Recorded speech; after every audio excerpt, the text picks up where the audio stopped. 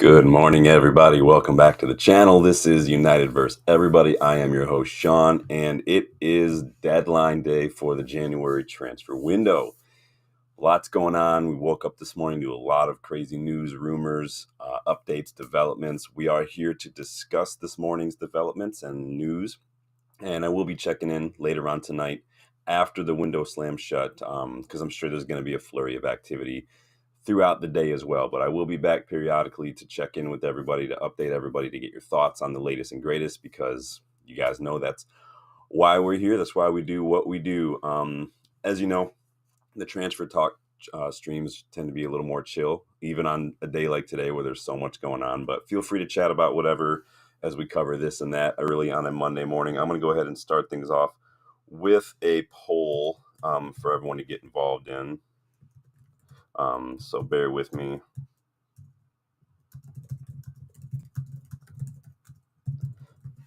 So I'll let you guys play around with that for a little bit. The most importantly, while you're answering the poll, hit the like button for me, please. Subscribe to the channel if you are new. We are on the road to 3K.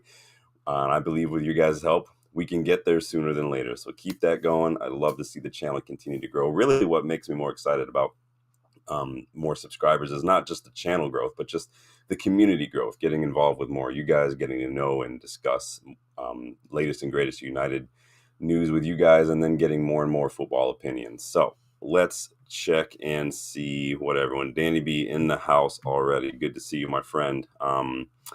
No replacement for Anthony, and Rashford is a bit of a clown show, in my opinion. Yet we're going to talk all sorts of about that today. Rashford looks like he was on the rip all weekend, says Danny. Yeah, he doesn't look he's got like a weird smirk going on his face. He doesn't look, he kind of like, yeah, it's just interesting. These photos from the photo shoot, as far as Rashford's move to Aston Villa goes, but Danny doesn't think we're making any more signings. Well, you guys get involved in the chat. Let me know what you think in the poll. Hit that bell too to make sure you don't miss out on any content. And then if you want to learn how to get more involved in the content, check out the membership perks as well. It's not just emojis and badges next to the name. You get a lot of more fun stuff involved. So starting things off, Rashford is officially an Aston Villa player until the end of the season. Both clubs announced this yesterday.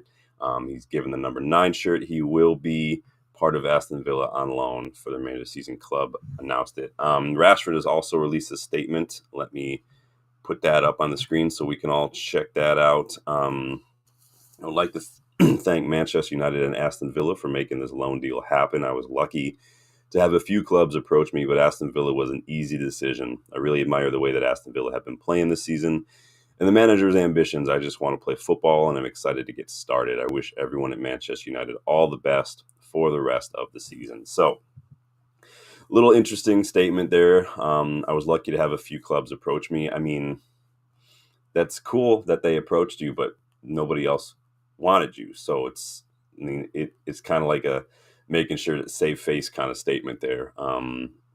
I just don't. I just want to play football. He says, I'm excited to get started. Yeah, we wanted you to play football too, bud, but you didn't want to get your head down. You didn't want to work hard in training. I mean, when a 20-year-old is making you look bad on the training pitch, on the actual pitch with his off-pitch behavior and stuff, when a 20-year-old can show an ability and a willingness and humility to make changes, why can't you? You're supposed to be a leader in that dressing room. So in any case, we'll see what happens. I'm not going to sit here and say I don't wish him well, because we want him to do well because it helps us out. But word on the street is he is going to be paid. I think Villa are covering about 70% of those wages, if the reports are to be believed. And then it sounds like maybe that there's an option there to buy for like 40 million, I thought. If anyone has any other information, let me know. But that is what I've seen there. But needless to say, Rashford off the books, Antony off the books, and apparently getting man of the match in his first start for Real Betis. That I gotta say, Antony getting man of the match.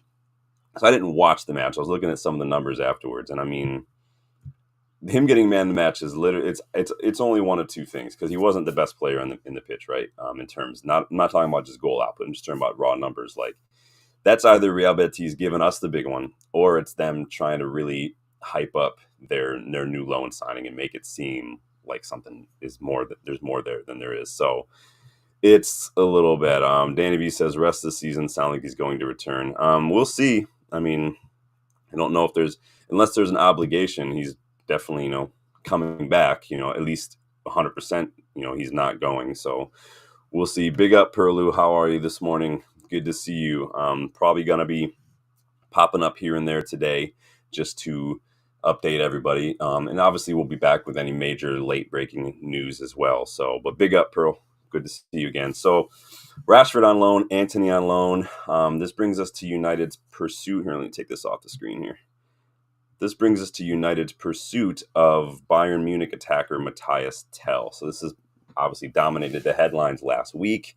Yesterday we got reports that Bayern had rejected loan offers from United, which is why I don't buy into the whole Chris Wheeler story that United reportedly think that Bayern his agent is bigging up the move and making it more. You can't big up an actual rejected loan offer. Remember, Chris Wheeler is the one who pulled this $200K a week wage demand from Kobe Mainu out of thin air. So take this with a grain of salt. But according to Fabrizio Romano, Mathys Tel is still pushing to leave Bayern. Remember, he wants to leave. Bayern's sporting director said he wants to leave. They're just trying to find the best deal for everybody involved, including Bayern. But he wants to leave, whether that's on loan or whatever. Bayern are insisting on an obligation or a permanent deal, as according to Romano as of yesterday. All clubs, there's a lot of clubs still interested, like Bayern's sporting director said. There are like 7 clubs that are calling about this. Everything is still open. Now, this morning, though, new developments as far as Mathys Tel is concerned. Several outlets, including Sky Germany, report that Bayern are in talks with Portuguese club Aroca to make the loan of current Bayern player and Aroca loanee Taichi Fukui a permanent deal. He's been in Bayern's academy. He was on loan last season. He's on loan now. Bayern are apparently working hard this morning to make that deal a permanent deal, and that's coming from Florian Plettenberg as well. He claims the two clubs are on the verge of making it happen. Now, Bayern have a lot of players out on loan right now, and they do have a limited number of how many players they can have out on loan. Selling Fukui to Aroca on a permanent and getting rid of that loan helps us because it frees up a loan spot for Bayern Munich, which means that opens up a spot for Mathys Tel to take up a loan with another club instead of. And this is why Bayern were not happy with loan offers, because they can't loan another player. They just couldn't. The rules. This is why Chelsea got into trouble so long ago. You can't do that. And so this frees up a spot for that international loan for Mathys Tel. Of course, other teams could still swoop. I know Bayern or Arsenal are reportedly still monitoring. Obviously, Spurs were interested. Danny Levy went and made that offer. Tel wasn't interested. This could help us. So we'll see. We're obviously going to keep an eye on this. It's not dead in the water as far as things go, because Bayern wouldn't be doing this if they weren't trying to make something happen on their end as well. So don't count it out yet. We will see what happens. If you want to learn a little bit more about Mathys Tel, if you're not as familiar with his game, his profile, I did put a link in the video description to that scouting report deep dive video I did the other night. So go check that out. Short video, 15, 16 minutes, all about his career. He's still just young, his profile, his numbers compared to other wingers and whatnot. Because I know there's a lot of talk. I think even Rio was talking about, like, everyone keeps talking about him as a striker. He's not a striker, all right? He's a winger. Go check out the video to learn a little bit more. Darkrow, big up. How are you doing this morning, Darkrow? Good to see you, my friend. We were just talking about Rashford, talking about Mathys Tel. Vishwa, good morning, Vishwa. How are you? But you guys let me know. There's a poll open. Do you think we're going to make any deals before deadline day closes? Because one attacker that we will not be bringing in is Christopher Nkunku. Now, this is coming from David Ornstein this morning. Apparently, United did contact Chelsea yesterday about bringing him on loan. Again, we can only afford loans right now. We have no money whatsoever, no wiggle room with PSR now to do any deals. It did help to get Antony's wages off the books. It did help to get Rashford's wages off the books. But Dorgu costs 20. I mean, we can amortize the Dorgu deal, but so it's probably only like $5 million that we put up. So we'd have to get Tel's permanent deal down, or I think just a loan right now. But it sounds like that Nkunku is, at least for now, staying put at Chelsea. Chelsea rejected loan offers. João Felix is the favorite right now to leave Chelsea. I'm not seeing us linked with João Felix. I'm just saying of players that Chelsea look to offload, it looks like João Felix is the most likely option. But what do you guys think? Would you still want Nkunku? Would you take João Felix? Do you think we're going to be pushing for Tell? That is a lot of different stuff going on for. Well, you guys are split right now on the will we make signings. So I'm gonna leave that open for a little while longer here. But yeah, so no Nkunku, he's not going anywhere. João Felix could be making a late move in the transfer. How many clubs has João Felix been at since he's left Benfica? He's at Atletico, Chelsea, Barcelona.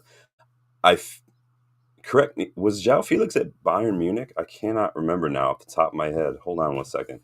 It's gonna bug me now. I can't remember if that was João Felix or not that went to Bayern on a loan. Now I have to look because it's gonna bother me. um, no, okay, so I'm just making that up. Why did I think he went to Bayern on loan? I don't know. Another midfielder we've been linked with, but that looks like we've been linked with. I'm not saying it's going to happen, but we've been linked with this morning. Again, fresh links is Douglas Luiz. If you guys have seen some of those fresh links, I think that as far as I'm concerned about Douglas Luiz, he fits the profile of what I think we need in midfield. He's a good age, he's experienced, he can help on and off the ball. He's just got too many injuries for me. I don't think that he's missed a lot of the season, like 12 games for Juventus this season, and I just don't think that I want to deal with injuries anymore. I've said it many times. I'm over injuries. No Alphonso Davies, no Nkunku's, none of this. I don't want any of these injuries. So, and it's a shame too because I really like him. Like I said, I think he's exactly the kind of midfielder we could use in that pivot. He reminds me a lot of someone like a Bruno Guimaraes or someone who gets around the pitch, who can contribute on and off the ball, like I said, and he's got that leadership. So I just can't rely on him with all the injuries. I'm sorry. Let me just delete something real quick. So let me just scroll back up to make sure I don't lose my spot. What's everybody saying? Danny says Luiz would be smart. Yeah, I think he would be. And under normal circumstances, like I said, he would be almost the perfect midfield signing, a perfect opportunity to work. He ticks all my boxes in terms of age profile, physical profile. If you wanted to go the Premier League proven route, he ticks that box as well. He contributes on and off the ball. Like I said, he's got stamina, energy, but yeah, he's just injury prone. I mean, this season he's been injury prone. It's just all these muscle injuries. And even before he was at Villa, he did struggle with a little bit of muscle injuries. But this season he's missed about a dozen games since making that move. And I don't know how I feel about it. Grant, I mean, Odegaard missed a dozen games as well, so it could just be a one-off. But at the same time, maybe that's just me being gun shy. Maybe it's just too many injury-prone players are United now, and now I'm just like PTSD from all this. I don't know. But we do need some help in midfield because I don't think it's a striker issue. It's a creativity. It's a ball progression issue for me.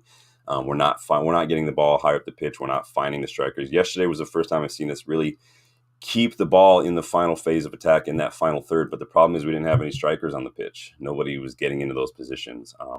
There's a midfielder that City might be getting that I really think would fit us to a T as well, and Nico Gonzalez. He's at Porto.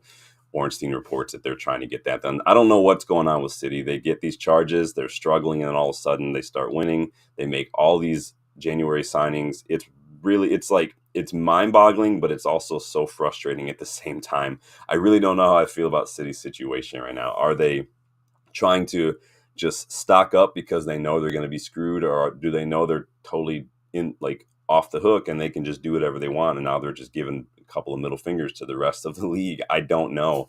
I hope they're not getting off the hook, and honestly, the Premier League should probably really hope that they're not either, because if City get found not guilty, they're going after the Premier League they're going to do a countersuit, and the Premier League's going to be screwed. So we'll see. Obviously, we're all still waiting to see what happens there, but it may be sink or swim time for one of our new signings in Aiden Heaven. The 18-year-old center back was revealed to the Old Trafford crowd ahead of kickoff yesterday alongside fellow new signing Patrick Dorgu. However, with Lisandro Martinez coming off with a serious-looking knee injury, Heaven could find himself thrust into action sooner than anticipated, despite Jason Wilcox stating that he's first-team ready. I haven't seen any updates as of yet regarding Leach's knee injury. We're all obviously hoping that it's nothing serious, but from the way it looked, I'm not holding my breath because it's going to hurt. It's going to hurt losing him to another knee injury. He's been our best defender. He's the best defender suited to this system. He can pass. He's press resistant. He can create space. He's got mentality on and off the pitch. We need that in the dressing room as well. We've missed that when he's been out. Plus, honestly, in recent weeks, he's been our best number 9. He's been popping up with random goals from outside the box in a couple matches. I'm sure Aiden Heaven would have been in and around the match day squad, right? He's got the number 26.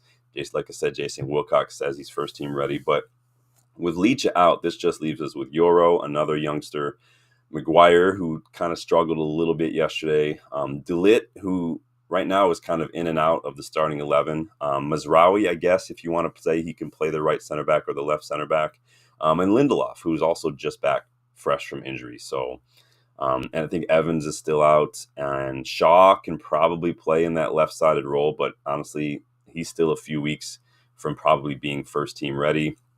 And are we really banking on Shaw staying fit anyway? I mean, do we really count Shaw as part of the squad anymore? I don't know about you guys, but as far as like what Danny says earlier, I know it's been frustrating to think we may not adequately replace Rashford and Anthony. I mean, Rashford hasn't been in the squad for a while. Anthony, not good enough, but still, like I've said many times, it doesn't matter whether or not they're good. If you lose them, you have to replace them because that's the point. I think that creating goals, scoring goals is our biggest issue right now. It's not the striker. I'm not buying these reports that Ineos are supposedly calm about the prospect of not buying anybody. They say they don't want to panic buy, and I agree. But I'm not buying the reports that they're calm about it. You don't push so hard for Mathys Tell. You don't ask about Christopher Nkunku if you're just relaxed if you don't get them. Like there's no relaxation there. You don't do those things if you're like, but it's cool. We don't care. No, they want something, but they want to make sure they're getting the right player. I totally agree with that. But at the same time, I'm not buying this whole report that they're fine if they don't. Again, what I don't want is panic buys. This is what has led us to bad decisions in the transfer market throughout the years is panic buys such as Wout Weghorst or Odion Igalo. And I'm not trying to slate these players at all. But I'm slating the lack of any shred or semblance of a strategy or a plan in the transfer market over the years. Panic buys can also really hurt your budget moving into the summer as well. There's a delicate balance to be found when it comes to addressing current needs, but also sticking to the plan for the future. You can't have knee-jerk reactions, all that. Again, it's a balance because we do need help now. We have lost a lot of players, and we do need help in goal creation and creativity and ideas and movement. But it's just about what's available. And again, PSR, but we don't want to make bad decisions. Amorim has said as much. Danny says best in class, my ass. Problem is, I mean, you can say you want to get best in class, but I mean, if I can say I want the best car around, but if I don't have any money to work with, it doesn't really matter what I can do. I think it's frustrating. Again, there's a balance. This is what Amorim had to say recently about we'll reiterate. We talked about this the other day. He says, we are trying to improve the team without making the mistakes of the past. Again, panic buys, knee-jerk reactions, just scrambling to get whatever done.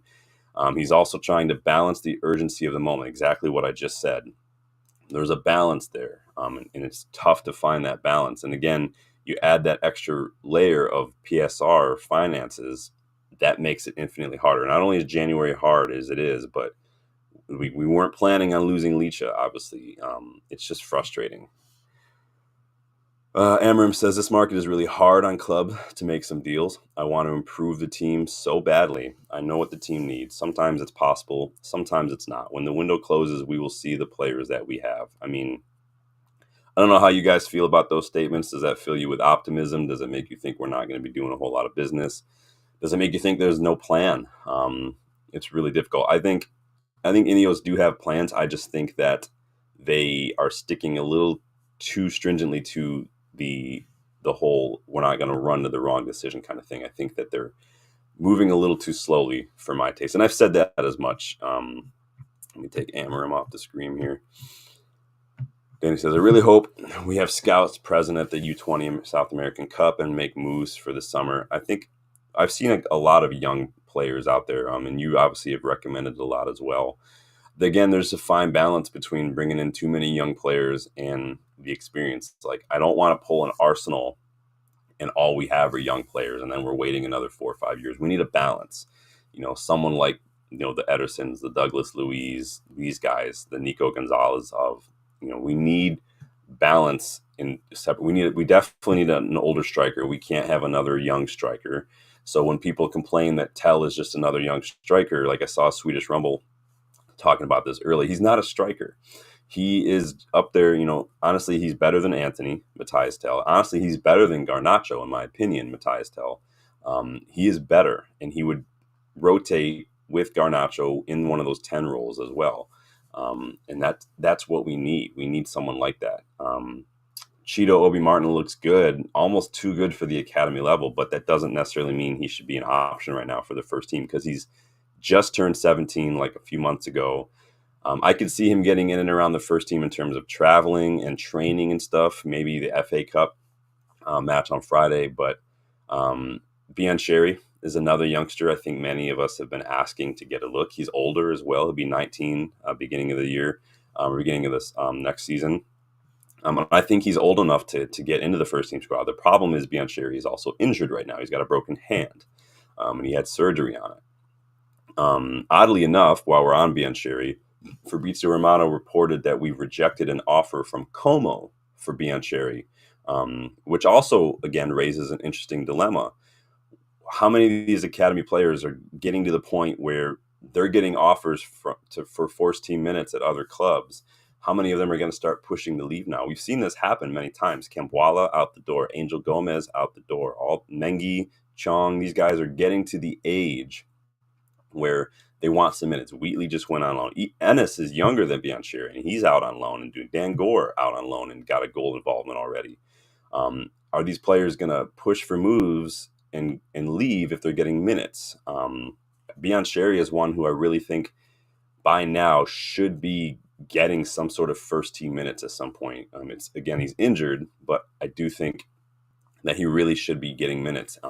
He's exactly the kind of profile of player that I think could help us in one of those 10 roles as well. We talked about this last month when it came to replacing Rashford in the side. I threw out Obi Martin and Biancheri as options. But we're going to see. If he's not quite ready for the first team, then you have to wonder how long it's going to take. If by 18, 19, if it doesn't look like you're quite there yet, then what are we doing? I think that if Aiden Heaven at 18 is old enough for the first team and first team ready, I do think Biancheri could probably be up there too. But again, I could also see him going the route of Angel Gomez, Kambwala, if that's not the case. So Danny says, Lacey coming back from injury too. If we don't see him in preseason, we will never see him. Yeah, we've got people are forgetting how many youngsters we have right now who are either on loan or are at that place where they need to maybe think about going on loan or whatnot. Obviously, we've seen guys like Kakonki get in and around the first team. Eli Harrison was on the bench. I don't know why we have so many keepers on the bench, both strikers on the bench, so many keepers on the bench. Like, it's not a good look right now.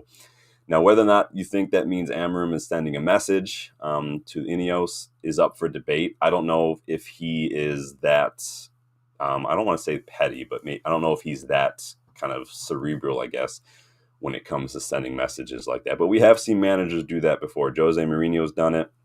We saw Thomas Tuchel do that at PSG when he wanted a defender, and they got Danilo Pereira, and he played Danilo Pereira in defense instead of midfield where he plays because he threw a fit. I mean, I don't know if Amorim's like that. I really don't. I think working with Sporting for so long, he's used to the club kind of moving the way it's moving. But Sporting are even better at this than we are. We just don't do well in the transfer market. I don't have a problem with young players and planning and building a squad with guys like Dogu. I really don't. But we have to have a balance. If we don't do anything else before the window closes, I might start to worry a bit because it's just not clicking on the pitch, especially in that final third. It's and again, like I said, it's not about strikers.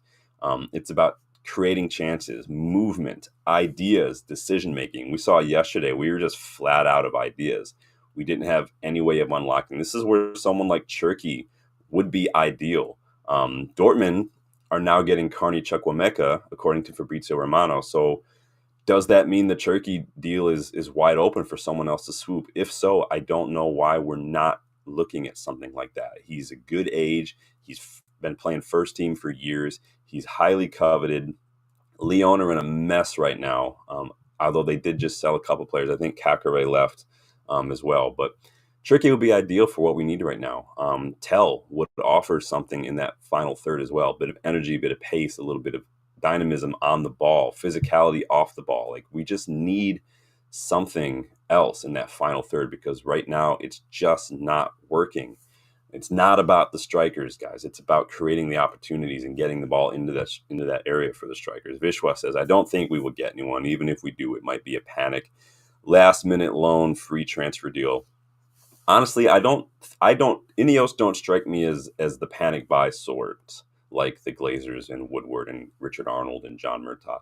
They don't strike me as the panic buy. We've seen it many times that they've reiterated this whole, we're not going to run the wrong decision. We'd rather walk to the right one, which I get. But you can also run to the right decision. If you've been watching, it's like the Dorgu thing. We've been linked to Dorgu since before Amorim was even here. Why did we wait till the last week of the transfer window to get anything done? It just doesn't make sense to me. I don't know what you're waiting for. Like, it's really frustrating. I do think that Ineos are moving a bit differently in the transfer market than we were used to seeing from the Glazers. But again, I think we're also just moving too slowly. We saw it in the summer too, and I get finances are part of it, but you got to find a way to make it work. PSR does limit us, but you've had an entire half a season to plan for this.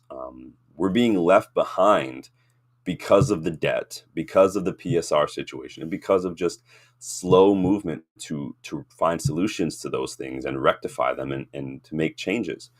Not only are our strongest rivals in the league already stacked with top talent, but they're making moves. And now you've got even teams like Chelsea, Newcastle, Forest, and whatnot. They are getting the finances and they're making moves as well to strengthen. Like even Villa, look at what Villa are doing right now. Yeah, they're loans, but they're strengthening. You know, that's how you play the loan market. You get in good players to come in and help you out, while we still scramble to get a handle on the PSR situation. The debt needs to be cleared, plain and simple, because it's killing us. Now, the Swedish Rumble did do a good long post on how the debt is hampering us right now, so go check that out as well. But if Sir Jim can't, and I'm starting to get a little bit into another topic for another video, but if Sir Jim can't get a handle on the debt, if that's not a priority, because it is hurting us in the market as well, if we can't get a handle on that, if he doesn't have the funds or if he doesn't have the ambition to try to do that, then something else needs to change. Because if it doesn't change soon, I can't see us getting back to even anywhere close to challenging for leagues and whatnot anytime soon. I just can't see it. You have to back the manager. We've hung him out to dry right now. We brought him in midseason, no time to train, no signings. We took forever to do anything in the transfer market. We've let go of so many players. We waited till the last week to get a 20-year-old and an 18-year-old. And I'm not slating those players. I'm just saying that is not going to move the needle immediately. Danny says, we are not making out of the last 16 in Europa. Never mind winning. I don't think we're winning Europa League. Now, depending on who we get in the next round, it could change my opinion on if we even get past the next round, because we've got, Galatasaray, Real Sociedad, AZ Alkmaar, and potentially Midtjylland. Now, I said it the other day, you can call me a coward, you can call me whatever you want. Give me Midtjylland, because I want to get to the next round. I want to get us in the best possible position. I'm tired of Sociedad. I'm tired of Galatasaray. I still have PTSD from that Galatasaray match I was at last season. I'm not all about that life. Alkmaar, they're not as good as they used to be. They've lost a lot of good players over the years, namely Toon Koopmeiners as well. Calvin Stengs is another one. But I just, give me Midtjylland. I don't care. I'll take it. Danny said, Dogu should have been signed last summer. Who goes into the season with no left back? Exactly. And I think that, again, this is the thing about Ineos just taking too long, because they spent all summer basically looking at all the stuff and then maybe thinking about a year from now, but it's like they didn't want to tackle the and address the issues. Now, I'm not saying they didn't sign anybody, because they did sign people, and who they signed were very good. But again, it's about priorities. We needed, a left back, especially if you're already talking to guys like Amorim, especially considering the fitness of Shaw, of Malacia. We needed a left back. We just did, and that we've needed one for a long time now. I'm happy with Dorgu. I'm happy with the price we paid for Dorgu. I do think we're going to need to be patient. We need to temper like I said yesterday, temper the frustration with the lack of quality on that left-hand side with the reality of Dorgu's age, and he's coming to a brand new league mid-season kind of thing. We have to be patient, but the problem is we can't afford to be patient with every single player in the squad. We're already being patient with Manu. We're already being patient with Yoro. We're already being patient with guys like Højlund, Garnacho. We can't bring in all these youngsters that we have to be patient with. And I'm not trying to go in on the players themselves. Like I said, there's got to be a balance. We need an experienced striker. We need an experienced midfielder. We're going to need an experienced center back, because I'm worried a little bit about Leach's long-term fitness. Olivier Bechali, 26 years old, left-sided, plays for PSG. Excellent on the ball. Excellent. Like, these are the things, like, I don't understand what we're doing in as far as scouting goes. Like, if you're especially, that's a PSR, a dream right there. That guy, I just don't get it. Why we're not looking at it? It's freaking annoying, man. Vishwa, PSR might be the best thing happened to us this moment. No fancy transfer business, but the performance drop is massive. Yeah, again, that doesn't even begin to tackle the performance. Again, it's this all mentality. I said it yesterday. The only way to fix the mentality and the lack thereof in this squad is signings, because you can't teach it. I can't tell someone like, I don't know, Dallo, like, hey, get better mentality. That would take so long to train into somebody, if it's even possible. Some people are just naturally not going to be that, and that's fine. But you can't have a squad of 11 players who are like that. You can't. Not everyone can be a leader, but you have to have some, and I just don't see it right now. It's really annoying. Danny says Alice just popped up with a new video with some clickbait BS saying United sign a new striker. Interesting. Yeah, I haven't seen anything. Who is the striker, Danny? That we're supposedly linked with. Let me check the old Twitterverse to see what that looks like here while we're live. Yeah, like I said, the transfer talk videos are pretty chill. So yeah, I'm not seeing anything right now. Let's see what Plettigol has to say. Plettigol has a little bit of update. So Plettigol is now reporting that Mathys Tel is on his way to Tottenham. That's coming from Sky and Florian Plettenberg. In a big twist, breaking news, it looks like Mathys Tel will undergo his medical with Spurs today. Is expected to be a loan without an option to buy. Final deals pending. So I don't get that. Why we had a loan deal rejected, but now he's going to Tottenham on loan. That does not make sense to me at all. That's incredibly frustrating. Oh my God. Vishwa says, no European football next season will be the best thing for this team to build confidence and basic gameplay. Going to Europe with all these poor performances will be more difficult to recover mentally. Yikes. Abdullah, welcome, my friend. How are you? Man United signed panic buy. We haven't signed anybody yet. But the breaking news coming out of Florian Plettenberg right now in Sky Germany is that Mathys Tel could be going to do a medical with Spurs right now today. Loan without an option to buy. So a straight loan, which is, again, what we spoke about this morning. And again, wasn't necessarily out of the blue. We did say that, this does leave an opening for other teams like Arsenal or even Spurs to come back for Tel now that Bayern are doing something. That's very frustrating, though, honestly. Teresa, welcome. How are you this morning? Dorgu hasn't been tainted with the crap going down the team. He's going to go in guns blazing, perhaps what the others need to snap out of their own perceptions, in my opinion. Yeah, I mean, I think that, again, Dorgu has an opportunity to come in to say, and really set an example. And like you're saying, he's fresh. He's something totally different. He's not, getting painted with the same brush, but he has an opportunity to maybe change things up a little bit just with his attitude, with his application, with his work ethic. We know that that's a big deal for Amorim. So if he can come in and train well and put the effort in on the pitch, raise the standards a little bit. I mean, the problem is that, again, it's up to the rest of the players. Are they going to match that? Or are they just going to retreat within themselves and down tools?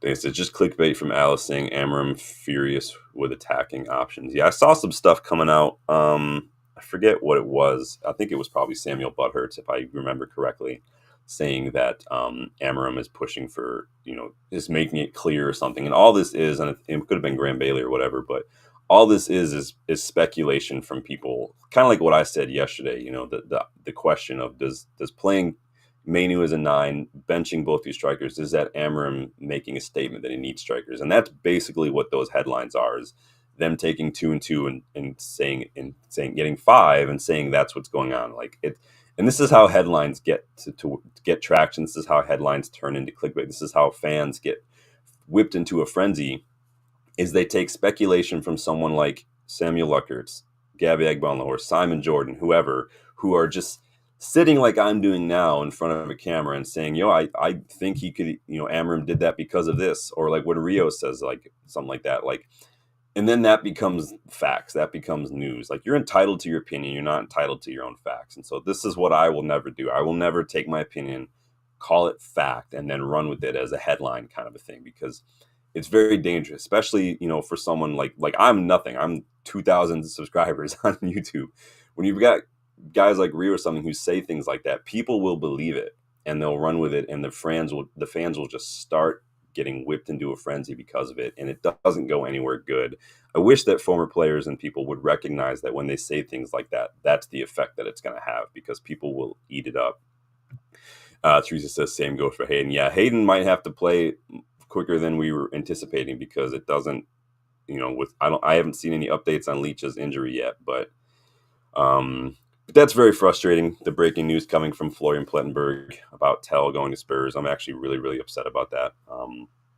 Teresa says Amorim clearly said they don't want to do business as in the past. Yeah, we spoke about that a little earlier on the stream, Teresa. We put some quotes up from Amorim, but that's frustrating. I mean, to go in for Mathys Tell. Now, again, there is the report this morning that claimed that United are not happy, like the Mathys Tell news. They feel like it was more agent driven, but we've had a loan offer rejected. So I'm not, unless someone is literally just lying about that, then I don't see how that's something to avoid.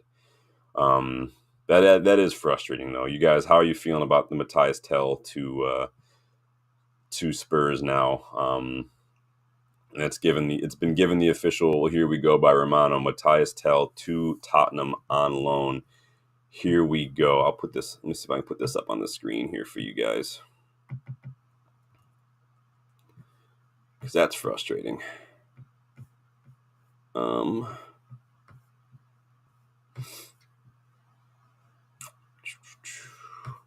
That came out a couple minutes ago. Oops.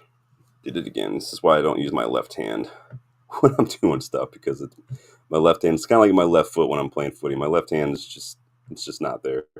So let me put this up on the screen for everybody. So we've got, here we go from Fabrizio. Mathys Tell to Spurs on loan. Here we go. Straight loan. No buy option clause. Agreement reached between clubs as Bayern have accepted player's decision and player on his way with agent Gadiri Kamara. Deal in place as first reported by Florian Plettenberg. That is extremely frustrating. Yikes. Annoying.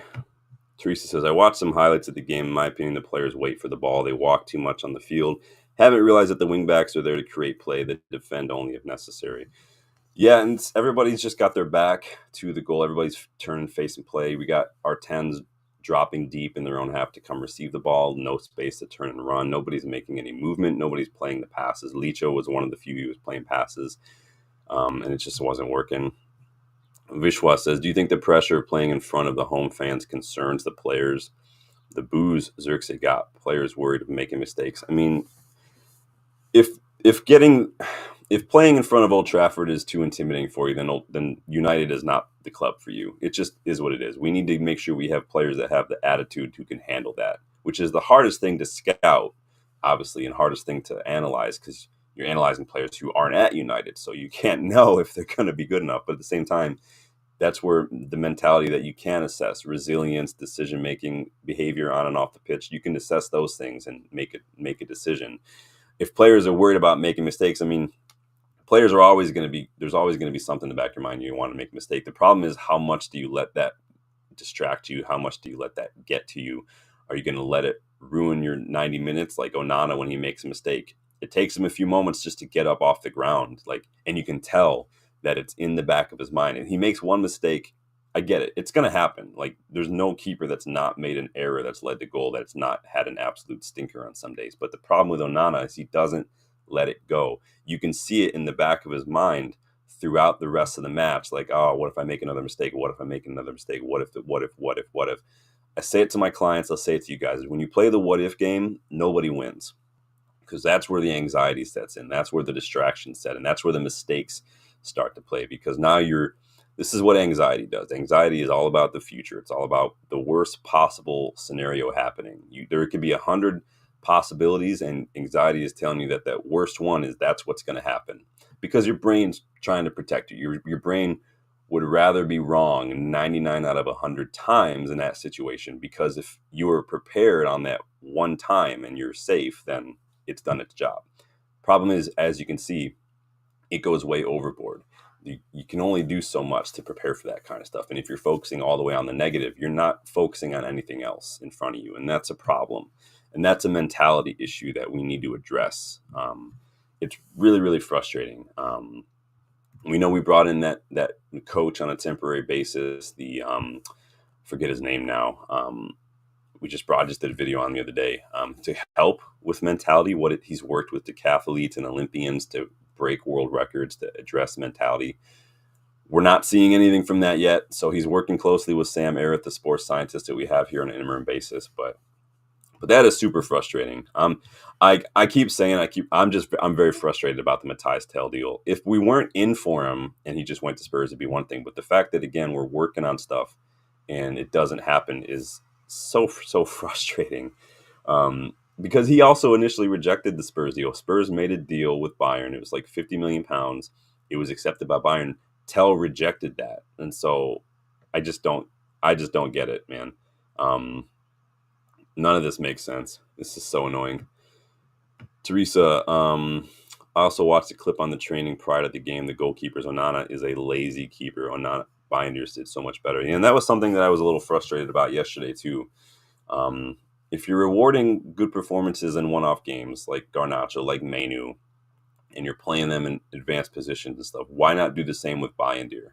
I'm not saying start Bayindir every match. I'm just going on the context of what we saw. If Bayindir is going to have a couple good matches in Europe, then why not start him again? And I do think Onana is probably not what we need, but is Onana a priority? I don't know if I'd say he is a priority at this moment, but the problem, we have so many areas that we need to address. It's hard to prioritize right now. We need some midfielders. We need another experienced striker. I think we need a defender. And yeah, maybe we need to start looking at goalkeepers. Are there any goalkeepers you guys like? There are a couple that I've had my eye on for a while. I've got a fun little list. One of them just made a move though. I think Dion Ramaj, I think he was at Ajax, I think just made a move. So I don't think that's going to happen anytime soon. But I love Chevalier at Lille. I think he's an excellent keeper. Obviously, I would bring Vitek back if I could. I would bring Kovar back if I could. There's a lot of good. I like Lunin. I like Trubin. I like all these guys. Bexy, welcome back. Onana doesn't command his box, looks so low in confidence. He's just an average keeper overall. Nothing special about him. Yeah, and I said that many times. You guys know when we, especially if you remember the all-time starting 11 when you guys decided on Van der Sar as our all-time 11 keeper. One of my big components for keepers, one of my must-haves, aside from being able to make saves, is you have to command your box. You have to come out there and you have to make that box yours. I don't care who you take out when you're trying to clear the ball. I don't care about any of that. you have to command your box. Onana yesterday doesn't communicate, glued to his line no matter what happens. You can't do that, especially on set pieces.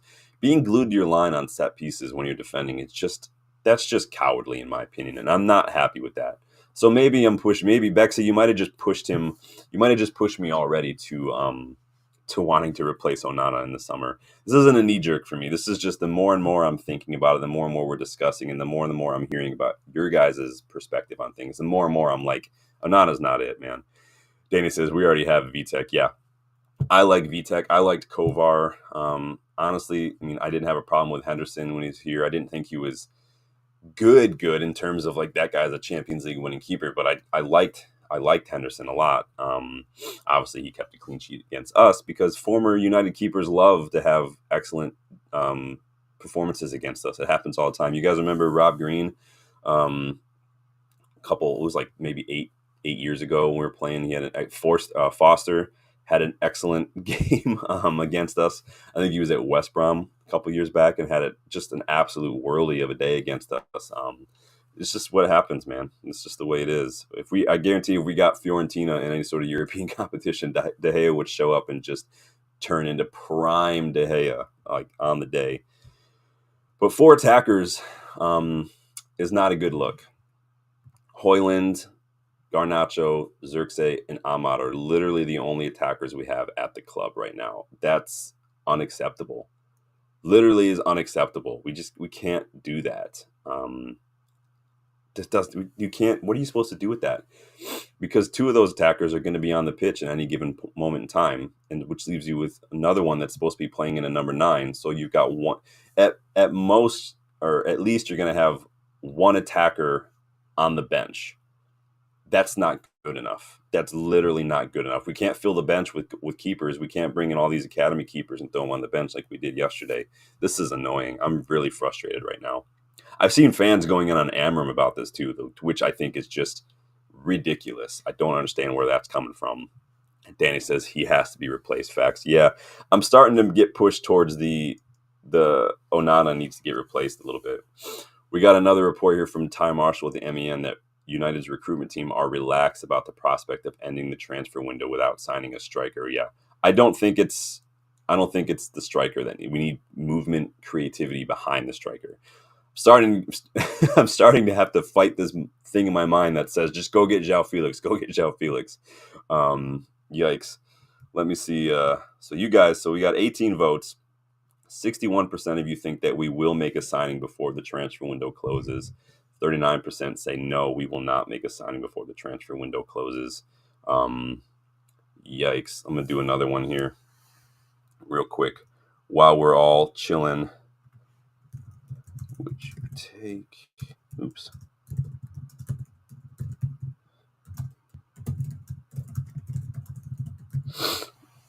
As we're talking, I'll just throw this out there. Danny, who's your pick besides VTech? So let's say VTech, we decide to go the Kovar route and we don't keep VTech. We get pure profit for him, which, honest to God, considering what we did with Kovar, is probably a realistic option.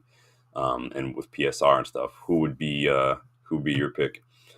Teresa says, "Don't laugh, please. Binder reminds me of Van der Sar." I think that people are also forgetting Binder did have a couple stinkers for us, but he's been better in his last couple matches. Obviously, people are too quickly forgetting the match against Spurs, for instance. But he did do very, very well against Arsenal. I thought, obviously, he saved a couple of pens, which is massive.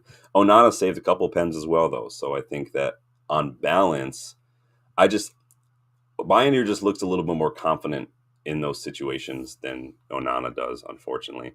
Bexy says the EPL literally puts United in its place. It's the real measuring stick for where we are. Yeah, and we've failed to win back-to-back league matches all season. This is our worst home form since the 1800s. So 130 years, this is our worst form at home. Somehow, Spurs are still below us, even though they won yesterday. I don't understand, but honestly, like, look at this table right now and see where the teams are below us. So we got 29 points. Literally, West Ham could jump above us if they win today against Chelsea. So that's cool. If Everton get a win in their next match and we don't get a result, Everton could jump above us on goal differential. So that's cool. We could drop down to 16th place if we fail to get a result in our next league match. Who is our next league match? I think we've got almost 2 weeks until we play in the league again, because we've got Leicester this weekend. We play Spurs. Awesome. So that's cool. Teresa, I watched Felix in Porto. Benfica. He's not really so great. Personally, he got his break due to his dad being the coach, in my opinion. Yeah.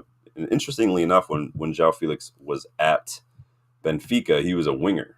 He wasn't like this roaming 10 kind of thing. Bexy says the Wolves' first 11 is better. It's not hard to be better. On paper, you'd look at our 11 and you'd say that 11 is fantastic. But then when you put them on the pitch, they just disintegrate. It's ridiculous. I think that I'm still very frustrated right now. Danny says, not sure on keepers, Sean. We were linked to Botafogo keeper. Have to watch him a little bit more. I like Suzuki. Suzuki struggled the other day when I was watching that match that Lecce played. He was struggling a bit. He got absolutely done on one goal. I think that it's ridiculous, though. Let's see if there's any Rayon Cherky news, because like I said, Chukwuemeka is going to Dortmund, and I know that they were. So what we got here? So the owner of Lyon is ruling out Rayon Cherky leaving before the closing of the transfer window. He was asked. This guy's name is Textor. He says, "Will Cherky leave?" No chance. So doesn't sound like Cherky's going anywhere. I don't know what was going on with Mestan Tuono. I haven't seen any fresh links with him. At this point, I'd take Brahim Diaz and let him run around in the number 10 spot for a little while. Like, this is getting out of hand. But you guys let me know what your thoughts are on things. Probably going to wrap it up here in a couple minutes. I'll leave the chat open for a little bit while I go and check out the latest and greatest news, see what Twitterverse has to say.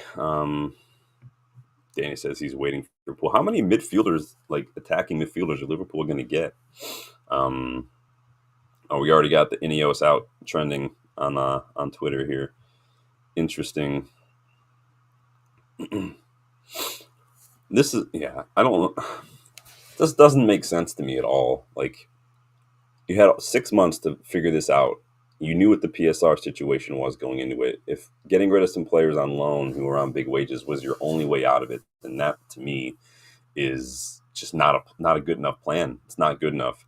I know they raised the ticket prices. Now, people are forgetting that it wasn't just a £66 like price all across the board. It was only 3% of those tickets. So which okay, cool. It's only 3% of those tickets that got raised. But at the same time, what was the point of that? Because it's not like that raises enough funds, right? It just doesn't make sense. Maybe they were just testing it out to see how it would go. But Danny says, Mestan Tuono didn't start for Argentina on 20s in a few games and kind of starting to prefer Ian Subier. Interesting. Gosh, freaking Nipan was right there. Nipan was literally right there. Does not make sense. But in any case, probably going to leave it there for now. I'll keep an eye on the rumors throughout the day. What are you guys saying on João Felix? 71% of you say no to João Felix. 29% say yes, you would take João Felix at United before the window closes. So in a way, I'm happy to see you guys say that, because to me that says you guys are not open to panic buys, because I think João Felix would represent a panic buy. But we'll see. Teresa says, oops, sorry, you're wrong. You're right, you're wrong guy. No worries. Sometimes it's easy to get some of those Portuguese clubs confused. So in any case, I'm going to leave it there for now. I will, of course, keep an eye on the transfer news throughout the day. Probably pop back in later on tonight after the window closes to kind of just get everyone's thoughts on that. And then we'll do a preview probably Wednesday of the Leicester match for Friday. And I've got a couple other videos planned as well. So keep a lookout for that. But please hit that like button for me before you guys take off. Please subscribe to the channel if you are new. Hit the bell, too, so you don't miss out on content like later on tonight, because I'm going to, like I said, want to come back and get everyone's thoughts. But until then, enjoy your Monday. Keep a lookout for the big news. Keep a lookout for any content, because you guys know I will be back if we get any big developments. Probably not going to happen. But until then, Take it easy, guys. Thanks for stopping by, and I will see you guys a little later on.